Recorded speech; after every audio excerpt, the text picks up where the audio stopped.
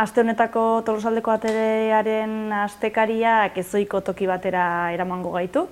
Tolosako Santa Clarako klausurako monjekin izan da hura iturralde kolaboratzailea, eta bertan bizi diren 5 monjekin izan da, eta kontatuko digu beraien egunerokotasuna. 40 izatera iritsi baziren ere, gaur egun 5 baino ez daude bertan. Bestalde, zientziaren talaiaren txokoan Josu López Gazpio kimikaria txertoez ariko zaigu.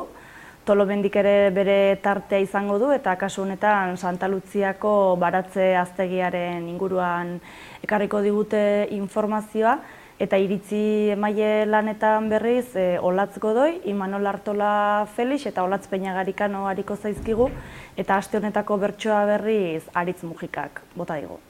Badira 25 urte baino gehiago, helduen trikitixa txapelketa antolatzen ez denetik, eta aurten Markina Xeminen antolatu dute, bertako festak edo direla baliatuta, bertako jai batzordeak antolatu du, trikitixa txapelketa, eta 11 bikote partaide hariko dira, euren artean 3 badira eskualdekoak, Tolosaldekoak, Leire Zumeta batetik Amaia Arzarekin batera hartuko du parte, eta bestetik Xabi eta Ander Malbadi.